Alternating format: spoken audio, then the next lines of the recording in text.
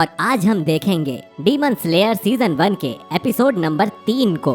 अगर आपने अब तक इसके पिछले एपिसोड्स नहीं देखे हैं तो उसकी लिंक आपको डिस्क्रिप्शन में मिल जाएगी, जाके जरूर देखना। तो पिछले एपिसोड में हमने देखा था कि तांजीरो माउंट सगिरी के लिए निकल पड़ता है। डीमंस धूप में नहीं आ सकते, इसीलिए तांजीरो नेजुको के लिए बास्केट बनाता है और नेजुको को उसमें बैठा के चल पड़ता है। इस सफर के बीच में इन दोनों की मुलाकात एक डीमन से होती है। उस डीमन से लड़ाई करने में तांजीरो और नेजुको को मुश्किल होती है। तभी वहाँ सकोंजी उरुकोडाकी नाम का एक शख्स आता है। ये वही शख्स था जिसको तांजीरो ढूंढ रहा था। और इसी एपिसोड में हमको पता चलता है कि अगर एक डीमन धूप में निकलता है तो उसके साथ क्या होता है। फिर सकोंजी तांजीरो का टेस्ट लेता है और टेस्ट में पास होने के बाद वो उसको अपना स्टूडेंट बना लेता है। अब आते हैं एपिसोड नंबर 3 पर। इस एपिसोड का नाम है साबितो एंड माकोमो।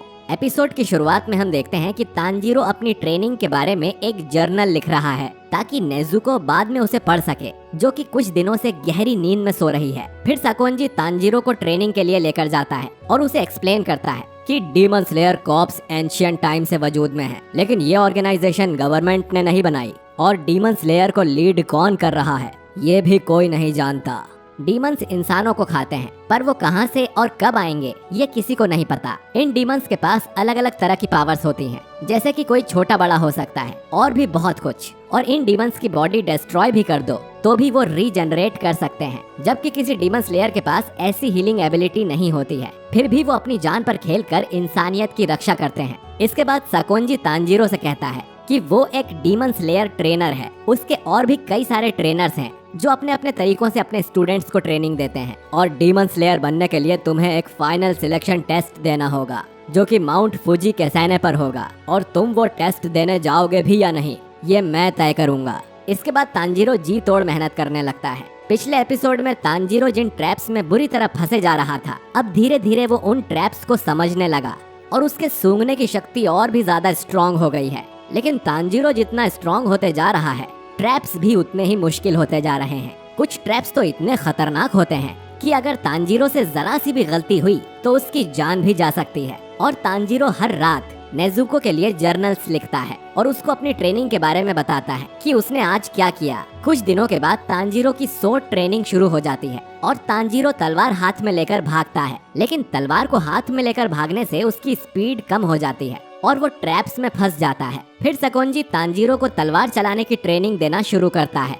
हर रोज तांजीरो पहाड़ से नीचे उतरने के बाद तलवार को तब तक चलाता है जब तक तलवार उसके हाथ से गिर ना जाए। फिर सकोंजी तांजीरो को बताता है कि धार वाली साइड से ही तलवार चलानी चाहिए, वरना वो आसानी से टूट सकती है। तलवार की नॉलेज देने के बाद सकोंजी तांजीरो को कहता है कि अगर इस तलवार को कुछ हुआ तो मैं तुम्हारी हड्डियां तोड़ दूंगा। अगले दिन तांजीरो को टास्क मिलता है सकोंजी पे हमला करने का, जबकि सकोंजी के हाथ में कोई भी वेपन तक नहीं था। फिर भी तांजीरो उसे छू भी नहीं पा रहा था। ट्रेनिंग से वापस आकर तांजीरो देखता है कि नेजुको अभी तक सो रही है, जिसकी वजह से तांजीरो थोड़ा निराश नजर आता है। इसके बाद सकोंजी तांजीरो को टोटल कंसंट्रेशन ब्रीदिंग टेक्निक सिखाता है और ये भी कि वो तांजीरो को सभी 10 तरह की वाटर ब्रीदिंग टेक्निक्स भी सिखाएगा। सकोंजी तांजीरो को गहरी सांस लेने को बोलता है ताकि ऑक्सीजन उसके पूरे शरीर के हर सेल में जा सके। तांजीरो गहरी सांस लेता है तो सकोंजी उसे एक थप्पड़ मार देता है, क्योंकि वो ठीक तरह से सांस नहीं ले रहा था। उसके बाद सकोंजी तांजीरो को पानी से एक होने के लिए कहता है और तांजीरो को लात मार के झरने में गिरा देता है। ऐसे ही 6 महीने बीत जाते हैं और नेजुको अभी तक गहरी नींद में सोई हुई थी। नेजुको का चेकअप कराने के लिए सकोंजी एक डॉक्टर को भी बुलाता है, लेकिन डॉक्टर को भी कुछ समझ नहीं आता। तांजीरो को इस बात का डर था कि कभी ऐसा ना हो कि वो एक सुबह उठे और नेजुको मरी हुई मिले। कुछ और महीनों तक ट्रेनिंग करने के बाद हम देखते हैं कि तांजीरो ट्रैप्स से बचना और तलवार चलाना भी अच्छे से सीख गया है। सकोंजी से ट्रेनिंग करते हुए तांजीरो को अब 1 साल हो गया था। तो सकोंजी तांजीरो से कहता है कि अब तुम्हें सिखाने को कुछ नहीं है, ये और अब आगे सब कुछ तुम्हें खुद ही करना है।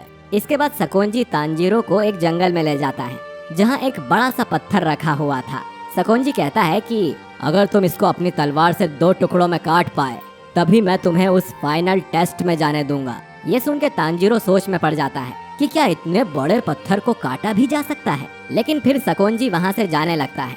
उसके बाद तांजीरो हिम्मत जुटाता है और तलवार का एक जोरदार वार उस बड़े से पत्थर पे करता है पत्थर को तो कुछ नहीं होता, लेकिन तांजीरो उस हमले के कंपन से जरूर हिल जाता है। फिर हम देखते हैं कि सकोंजी ने तांजीरो को 1 साल में जो जो चीजें सिखाई, तांजीरो हर दिन उसकी प्रैक्टिस करता है। तांजीरो दोबारा जाता है और उस बड़े से पत्थर को काटने की कोशिश करता है, लेकिन इस बार भी उससे ये टास्क पूरा नहीं होता। इस वजह से तांजीरो निराश हो जाता है और सोचते रहता है, जिसमें 6 महीने और बीत जाते हैं। तांजीरो और कड़ी ट्रेनिंग करने लगता है, लेकिन उसके बावजूद भी वो उस बड़े से पत्थर को काटने में फेल हो जाता है। अब तांजीरो डीमोटिवेट फील करने लगता है और कहता है कि मैं लगभग हार मान चुका हूँ और अंदर से टूट चुका हूँ। फिर तांजीरो उस बड़े से पत्थर पे अपना सिर मारने लगता है और तभी उसे एक शख्स की आवाज सुनाई देती है, जो तांजीरो से कहता है कि रोने से कुछ नहीं होगा। तांजीरो देखता है कि जिस बड़े से पत्थर को वो काटने की कोशिश कर रहा था, उस पे एक आदमी बैठा है,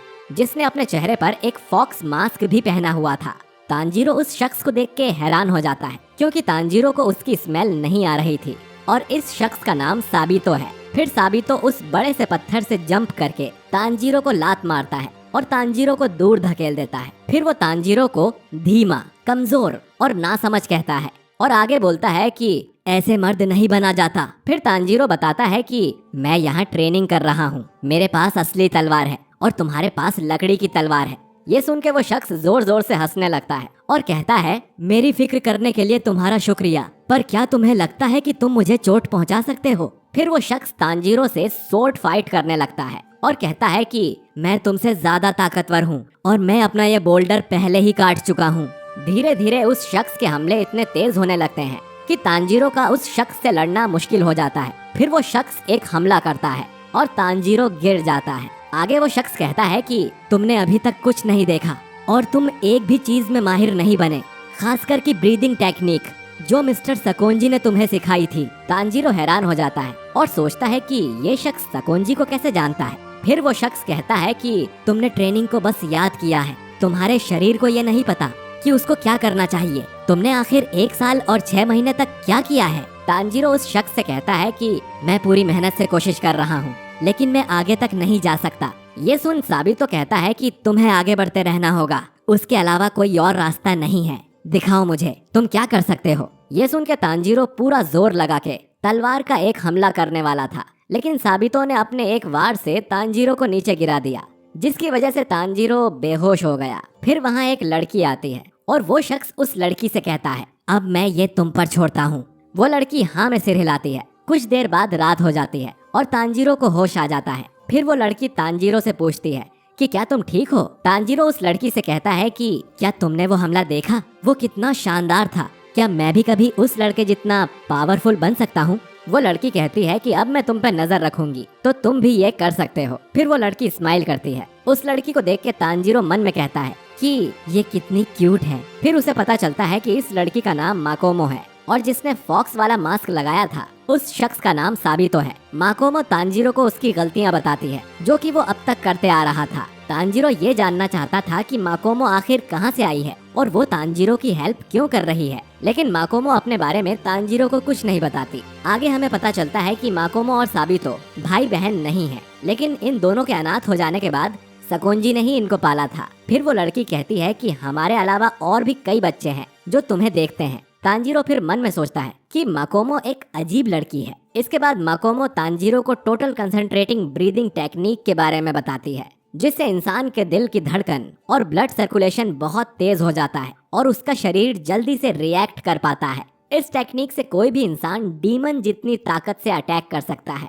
सबसे जरूरी फेफड़े होते हैं, जिनकी कैपेसिटी बढ़ाने से शरीर की ताकत बढ़ती है। तांजीरो को इन सब बातों में बिल्कुल यकीन नहीं होता, फिर भी वो पूछता है कि वो कैसे इतना पावरफुल बन सकता है। माकोमो कहती है कि मरने जैसी हालत तक ट्रेनिंग करो। फिर तांजीरो कई महीने तक कड़ी ट्रेनिंग करता है, जिसमें वो कई बार साबितो से हार जाता है। फिर 6 महीने के बाद तांजीरो साबितो को एक आखिरी बैटल के लिए बुलाता है और इस बार साबितो अपनी असली तलवार लेकर आया था। तांजीरो उससे कहता है कि आज के दिन मैं जीतूंगा। फिर तांजीरो लंबी सांस लेता है और दोनों एक दूसरे की तरफ हमला करते हैं, लेकिन इस बार तांजीरो अपनी तलवार से पहले साबितो पर अटैक करता है। इस हमले से साबितो का मास्क 2 हिस्सों में टूट जाता है। तांजीरो पहली बार साबितो का चेहरा देखता है, जो कि स्माइल कर रहा था। फिर माकोमो उससे कहती है कि तुमने जो किया उसको भूलना मत और उसे भी हरा देना और पलक झपकते ही साबितो और माकोमो वहाँ से गायब हो चुके थे। तांजीरो देखता है कि उसने अपनी तलवार से साबितो के मांस को नहीं बल्कि उस बड़े से पत्थर को काट दिया है। और इसी के साथ डीमन स्लेयर का एपिसोड नंबर 3 यहीं खत्म हो जाता है। तो दोस्तों, अगर आपको ये वीडियो पसंद आया है तो इसे लाइक करिए, अपने दोस्तों से शेयर करिए और साथ ही कमेंट करके बताइए कि आपको ये एपिसोड कैसा लगा।